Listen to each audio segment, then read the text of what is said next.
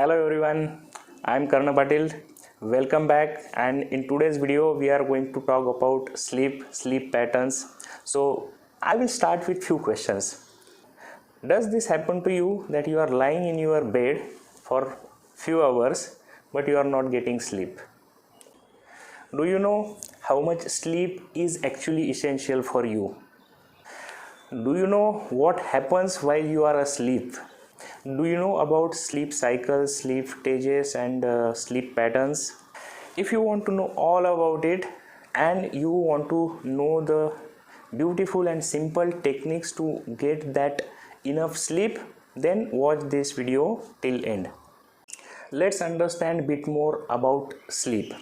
There are few visible and few invisible impacts of not getting enough sleep.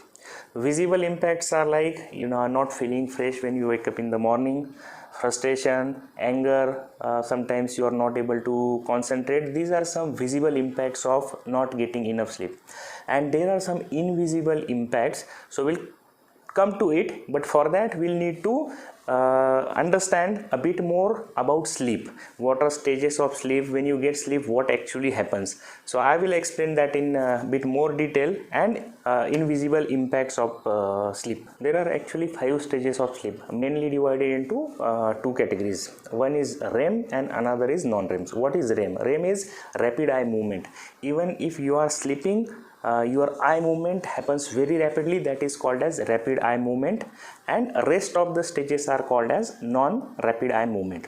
So stage 1 is transition of going into sleep.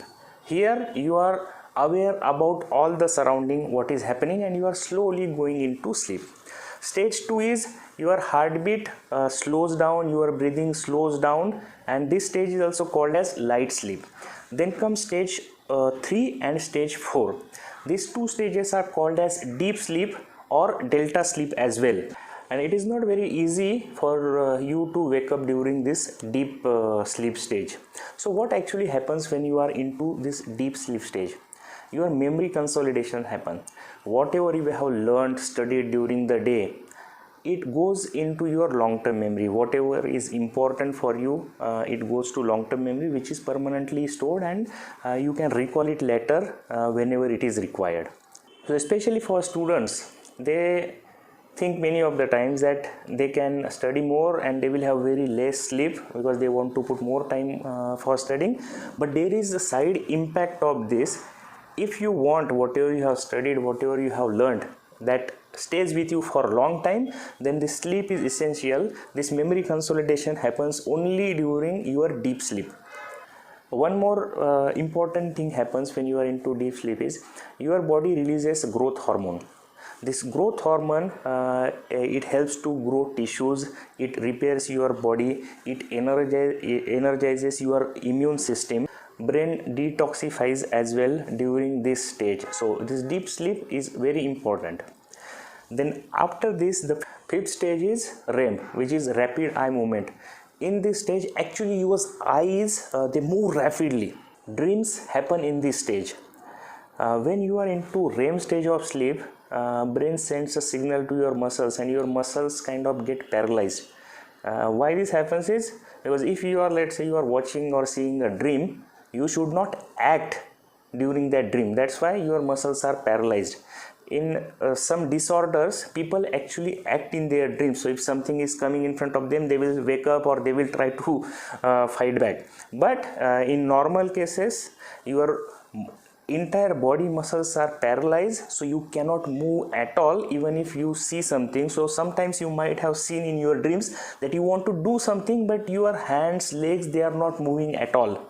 This stage benefits in learning, mood, memorization, and in infants this REM sleep is almost a 50% part of their entire sleep cycle, and it helps to develop their brain. It stimulates area of your brain which is responsible for learning and retaining memory.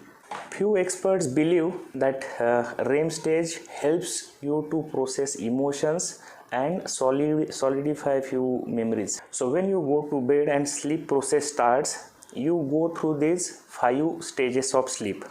This is called as one sleeping cycle. and this one sleeping cycle is approximately 90 minutes to 110 minutes, and it gets repeated one stage after another, and during your entire sleeping time you go through this cycle of sleeping stages. So how much deep sleep your body requires? You might be thinking that deep sleep is very good, so if you get maximum time of deep sleep it is good for you, but that's not true. In adults, average it is 13 to 23% of your total sleep time, and that is more than enough, because other stages are also important. REM sleep is also important to you. Now, how much time you need REM sleep? Actually, there is no official consensus on how much time you need REM sleep. In adults, average duration is 20 to 25% of your entire sleep duration. In infants, it is almost 50% REM sleep, and it helps in their brain development. So how much total sleep is required? For an adult, it is somewhere between 6 hours to 8 hours. It is not a fixed number for everyone. Few people feel fresh after 6 hours of sleep, few people need 7 hours, few people need 8 hours. That you can easily figure out, but this is the range. If you are sleeping for 7 hours and you are feeling fresh entire day, you are not feeling like sleeping again during the day, then that time or that duration is sufficient for you. The sleep requirement differs from age. So for newborn up to 1 year, they require at least up to 18 hours sleep daily. Toddlers from 1 to 3 years, the sleep requirement is 12 to 15 hours. Preschooler 3 to 5 years, they require at least 11 to 13 hours of sound sleep. School aged 6 to 12 years, they require 9 to 11 hours of sleep. Teenager 13 to 17 years of age, they require 8 to 10 hours of sound sleep. Now at each stage the sleep requirement is different, and especially for kids, for you to know, if they are not getting enough sleep, they might have serious problem with learning and memorization. So especially for children, if they are not getting enough sleep as per their requirement, it can lead to learning and memory problems. They can be susceptible to illness as well, because their immunity system might get weaker because of not getting enough sleep. You might get a question that how can you analyze the sleep, exactly how much duration you slept, how much was light sleep, how much was deep sleep, how much was REM sleep. So with technologies available today, it is not that difficult. You can just buy any Fitband or a smartwatch like I'm wearing one. It can give you all the details. You can analyze your sleep pattern, how much time you slept, how much was deep sleep, and everything you can analyze. You can see weekly average, monthly average, yearly average, and you can take a corrective action if something is not correct, or if your sleep pattern or deep sleep it is not enough, then you can take necessary actions. So this was all about sleep. What are impacts of sleep, how you get sleep, what is important, what are visible impact, what are invisible impact. Now I am going to explain you 7 very simple tips to get that quality sleep. Number 1, comfort does matter. Melatonin is a sleep hormone responsible for your sleep. Your body releases this melatonin hormone in response to darkness. So when you go for a sleep, your room, it should be dark basically. If you cannot keep it dark for some reason, then at least you can lit your room with dim yellow or red light. You can use eye mask as well. So yellow and red light relaxes, while bluish light, which is your mobile phone, tablet, laptop, TV, these imitate bluish light, which alerts you, and this alertness can abruptly suppress production of melatonin hormone, which will for sure impact your sleep. Your body temperature falls when you go to sleep. So if you keep your room cooler, it helps your body to adjust the temperature quickly. When I say cooler, it should not be very cold and it should not be hot. It should be some comfortable temperature what you can have. Taking a lukewarm water shower before going to bed can also help. If taking shower is not possible, then you can at least wash your feet with lukewarm water. It might help in sleep induction. If you have pets at home, make sure that they have habit to sleep in another room.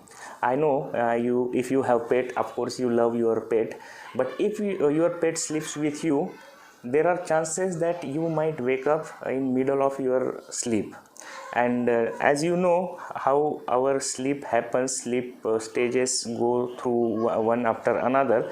So if your sleep is disturbed in between, we'll go back to all the sleep stages, and that is something it should be avoidable. So see if your pets can go and sleep in another room.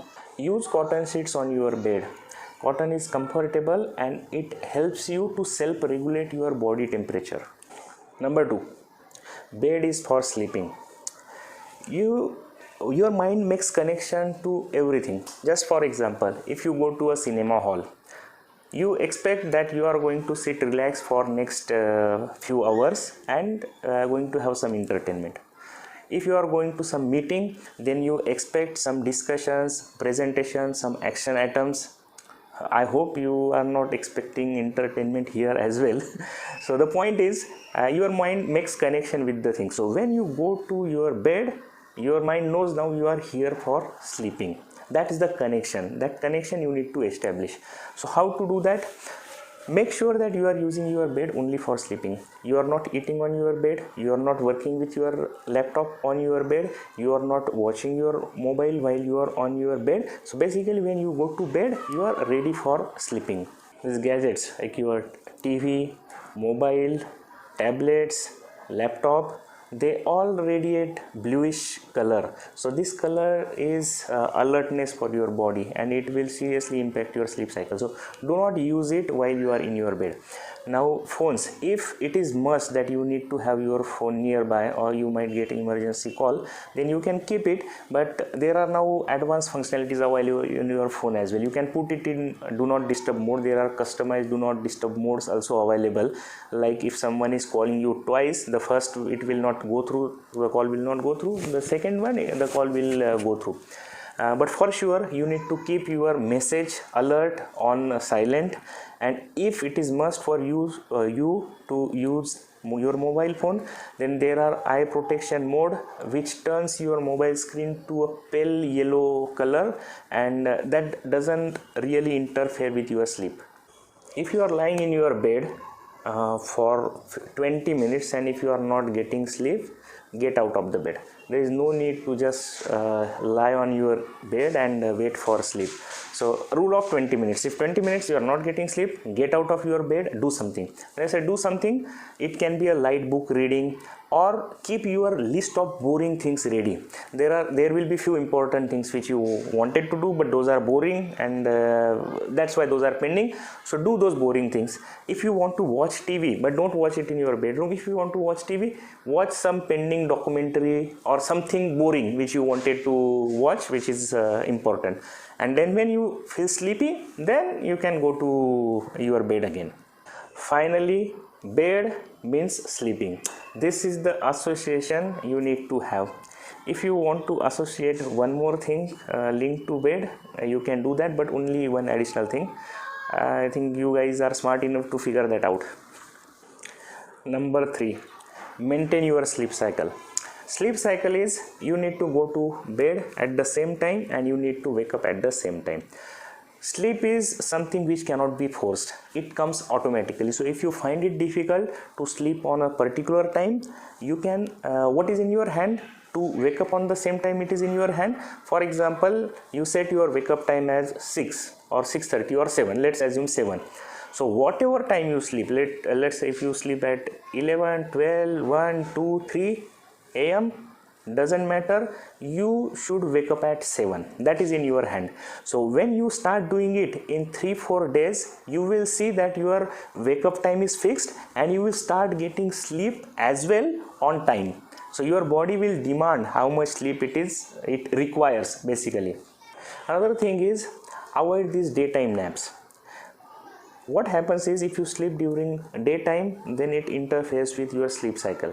So if it is must that you need to have a daytime nap due to any reason, limit it to 20 to 30 minutes. That's it. Number 4, watch what you are watching before your sleep.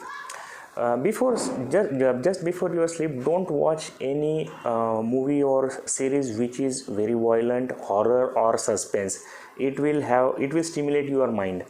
Then another thing is, don't read any suspense book, horror or thriller book just before sleep. What you can do is, maybe you can read a light book or something when you are in bed. That is okay, but it should be some light reading and not something which will stimulate your mind and it will impact your sleep. Number 5, what you eat and drink matters. So don't have heavy, fatty or spicy food in your dinner. Keep your dinner bit of a light, but it doesn't mean that you should try to sleep empty stomach. This fatty and spicy food can for sure interfere with your sleep process. Tea and coffee, they affect your sleeping process very badly. This coffee, it contains caffeine, which takes more than 12 hours to fully get eliminated from your system. So at least try and avoid tea and coffee 6 hours before your sleep time. Smoking cigarette and chewing tobacco is not a good habit and not good for your health, but if you have to, then at least do it before 5 to 6 hours 5 to 6 hours before your sleep time. Few people consume alcohol to get quick sleep. Yes, it might help. After consuming alcohol you might get a quick sleep, but the quality of sleep is really bad. You don't get your required rest after getting this sleep. So if you are consuming alcohol to get a sleep, you must avoid it. Don't drink too much of water before going to sleep.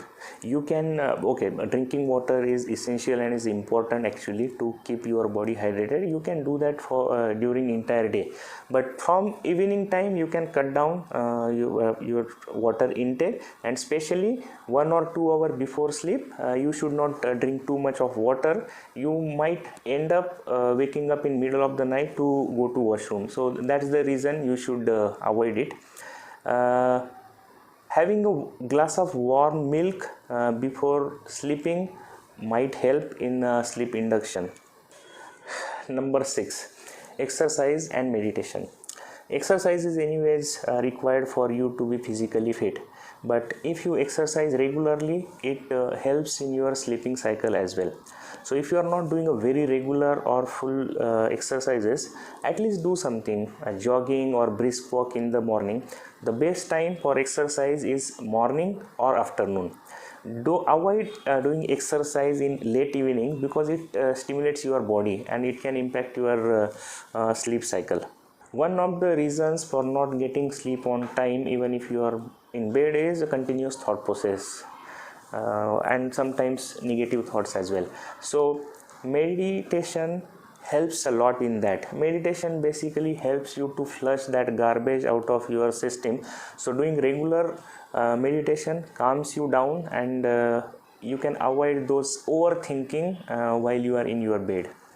Number 7, get help. So after trying all these things, if you still are not getting sleep, then you can try Yoga Nidra. I have posted link of a very good Yoga Nidra in my earlier video, so you can refer to that. Or there are many good apps available which can induce sleep organically, step by step.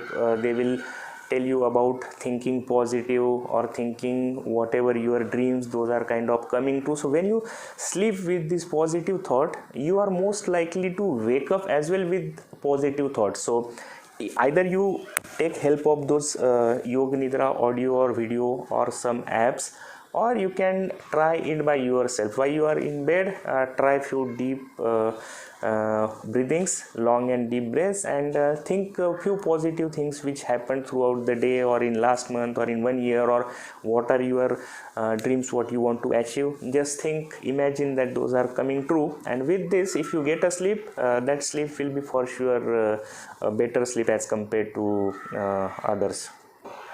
even after trying all these things, if you are still getting serious issues with sleep, and now we know how essential and important sleep is, there are few visible and invisible impacts to it. So if you are still facing serious issues with sleep, I think you can go and see a psychiatrist. He will analyze, and if required he will put you on medication. So you should not be afraid about medication. First thing is it should be avoided, but in earlier days there was a serious issue of addiction of those medication. Now there are latest drugs available which are very good, and there are very less side effects. So leave it to that psychiatrist who will decide what course of action needs to be taken. Okay, I hope these tips are helping you. So let's quickly summarize these. Number 1, comfort does matter. Number 2, bed is for sleeping. Number 3, maintain sleep cycle. Number 4, watch what you are watching before going to sleep. Number 5, eat and drink. Number 6, exercise and meditation. Number 7, get help. Thank you for watching video. So if you like this video and you think it might help someone else, you can share it with your friends and family members. You can hit a like button. You can subscribe to my channel as well, so whenever I post a new video you will get a notification. Thank you, take care, and bye for now.